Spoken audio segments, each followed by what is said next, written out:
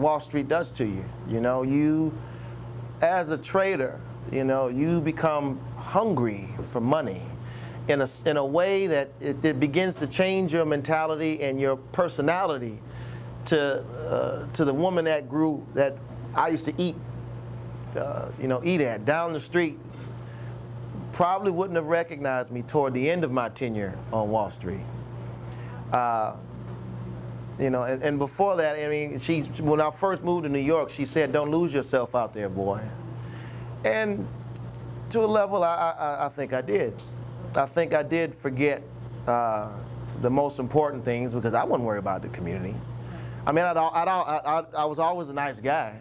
I was never a mean person. I was never mean-spirited, and I was always giving, but not to the level of upliftment. You know, anyone, I call that the difference between convenient and inconvenient niceness. Anyone can open a door for somebody, but will you create a door for somebody?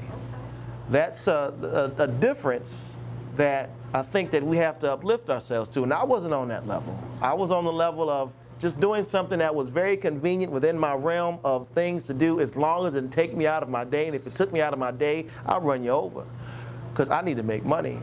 But after a certain level of time, I realized that the level of growth and intellect that I was using on my job wasn't growing. So again, that was even a level of greed to say that I was not growing anymore. I was making money, but my mind was not being fed. But then I started to realize that on the search for growth and the search for expansion, that there were others in the community through asking me questions that didn't know what I was doing. I remember my aunt called me one time. My aunt, she said, "Ryan, what is a stock?" That confounded me because my own family didn't know what I was doing. And at that point in time, it struck me to say, well, you know what?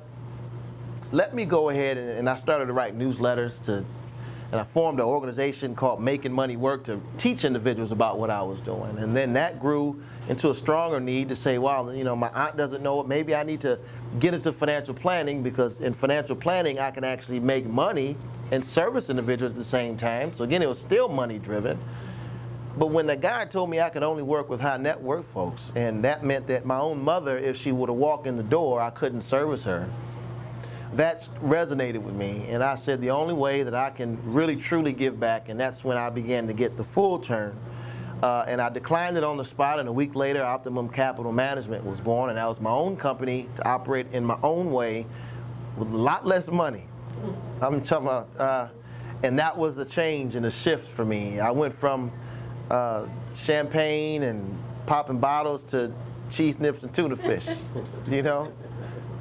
And I wasn't used to that. I'm not used to having, you know, days when my lights was turning out, you know, or days when I had to get an extra blanket because I had to cut my heat off, man. That wasn't my lifestyle. My lifestyle was a baller, not you know. But I thank God for that too. Right. I thank God for that, because He taught me a lot about the need for being able to be resourceful, and I think that's when that changed my perception around to see if I can just start. And I realized that it wasn't about the money; it was about helping people. And I was doing those workshops with 3 people in the public housing community, doing those workshops in the prison, and doing those workshops for the school, and seeing a classroom full of kids learning about money. 5 or 6 kids, just being excited about it, man. That's when my shift happened, and then it's been the same ever since. Yusef, were your endeavors in the street rooted in greed as well? It was a different level of greed. I identified as being a predator, being a savage, you know, and when you have a level of greed in your heart, that's what you become. It's very self-centered. You know, like I tell people all the time, I was a gangbanger. And those who I said I swore to protect more than anybody was my mother and my sisters. But here I am gangbanging on different folks. And they're coming into my house. And I'm leading them to my mom's house. But the one who I said I'll kill and die for at any moment. But I'm the one really pulling the trigger on her. You know, guys who shooting her house up, throwing firebombs at our house. But I'm so ignorant, I don't even see the result of my behavior, how it's being detriment to my sisters and my mother.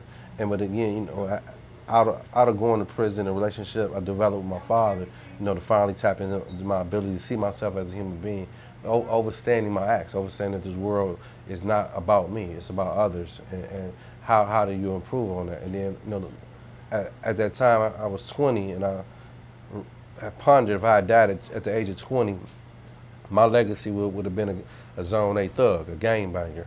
And I felt very ashamed, you know, once I understood what it meant to be black in America.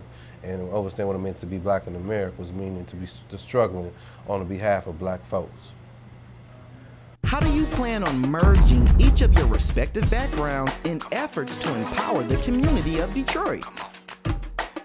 I see it, I mean, I actually see it already in action. I see it already in a level of implementation. I mean, we've been having discussions and doing more than having discussions. We've been on panels together, forming panels and doing panels and discussions together.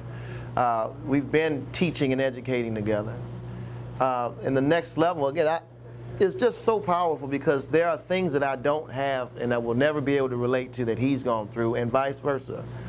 And through that merger comes very empowering workshops for the community, very empowering books written on behalf of the community, very empowering programs, sustainable level programs, where programs that can be taught to youth of all different demographics, who some might be able to talk to one and might not necessarily be able to relate to the other.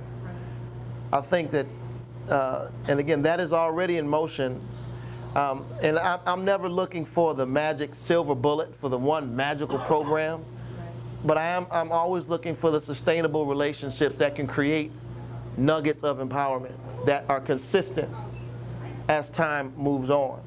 And more than that, I think that the example that this shows, there is, and if we can be very candid, in the black community, there's a level of disconnect that exists amongst those in the black community. And, you know, and it doesn't necessarily have to be demographical to exist. I think there's a level of, a level of competition amongst one another, as opposed to a level of completion of one another. I think there's a level of, I guess, that hatred of one another, of resentment of not wanting to see your brother or sister be successful. It exists. And if we don't confront it, it'll continue to exist. Because the bottom line is, the African American community is, for the most part, first generation in some sort of wealth. This is one of the largest level of wealth that we've been able to attain since the Civil Rights Movement. We don't have any problem spending, making it, but we do have problems spending it. But we can make the money. And I think that with that level of wealth, whenever someone attains something, they forget the entire picture of what it really means, that community empowerment is so much more important than individual accomplishment. That if I become a successful doctor, I should never scoff my nose at my brother or sister. If I become a successful business owner, I should never look down on someone else because you should have made it. And not to negate the need for personal responsibility, because I don't, and I believe in that. But I do think those two things of personal responsibility and communal empowerment and relationship building can coexist. And for so far too long, it's either one or the other. If you ever talk to a panel of a group of blacks on a panel, you'll see one individual will say, you need to be able to do it yourself. The other one will say, well, we need to work together. Or we can do both at the same time, because both are just as important. And then we also have to do, and then there'll be a third component, they'll say, well, we have to start putting for various civil rights legislation, and we need to make sure that we have more fair treatment.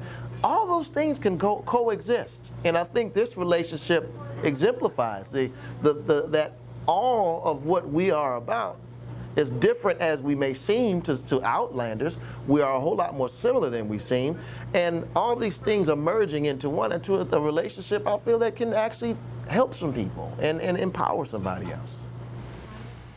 I mean, when you look at Ryan and you look at Yusef, you see the emergence of two individuals that see the need for us to come together. You know, I mean, he clearly stated it wasn't no competition. And the dynamics that keep us from working together, which ultimately is detrimental to our community. There's a level asset of things that he does that I don't do, and vice versa. When you put that together, that's power, and that's more wealthy than anything in this country in regards to the influence and impact that we have, and more importantly, the work that we're doing in regard to reaching back in our community, digging back and making an impact. You know, the black community across this country is under siege. Ryan stated best in being candid. We have a level of an old guard that that look at Orion and the Yusef as a threat. So if that's the case, that's idiotic for me and Ryan to be at odds with each other. You know, the fight and the struggle is hard as it is. You know, just being black, being young, being entrepreneurs, and being men. So if we're not a resource to each other, we're not being a backbone to each other, you know, then we're setting ourselves up for failure.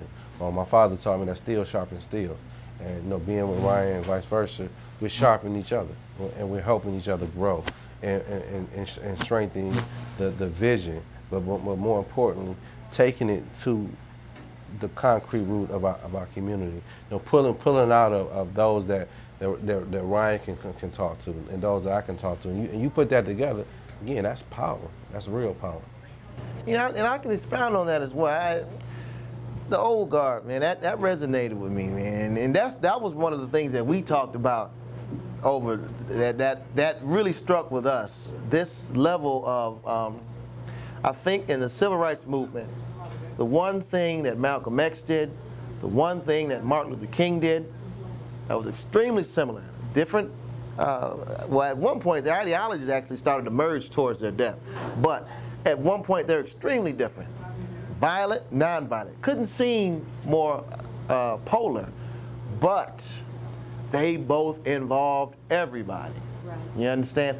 They used the community, and their community as a whole was involved in this movement. And Malcolm and Martin were both out there pulling people and saying, we want the young folks. And if you listen to Malcolm X speeches, he talks over and over again, almost, you know, as if he's envious of the energy.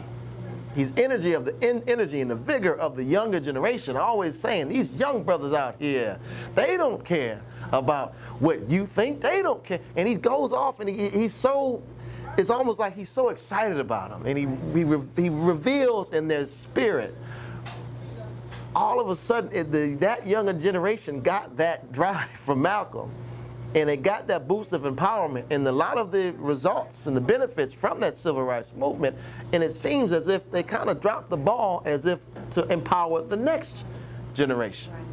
And they don't reach out, they don't involve, they kind of say, I have mine, I got it, I don't want to give it to you because I now see you as a threat. And you know, and my old adage is, I mean, at the end of the day, I would like for them to be able to work together, and Lord knows, again, we talked about it, man, we've reached out to folks over and over again. But you know what? If they don't want to give it, we just have to take it. Brian, what educational route did you take that enabled you to land a job on Wall Street? I don't know how I did it, but it was just, I floated, man. And I ended up, I started caddying when I was 12, and long story short, while that was important, that gave me a full ride scholarship to the University of Michigan. So next thing you know, I got into U of M. Now I'm at U of M. My mentor comes along and says, I wanted to go to med school. I was a freshman. My mentor comes along and says, hey man, you know, the business school is #1 in the country, why don't you check that out? I said, nah, I'm going to Harvard Med School. He said, man, check out the business school. I said, okay. Went down, I talked to Bethany Spots, and 2 years later, I got accepted into business school. I was in the business school. I studied, I guess, a lot my junior year. Senior year, didn't study that much. I got an offer from a small stock trading firm by the time I was a senior. And then I started working for, and if folks remember, in Detroit, OD Discount Stockbroker. And I worked there for 1 year. And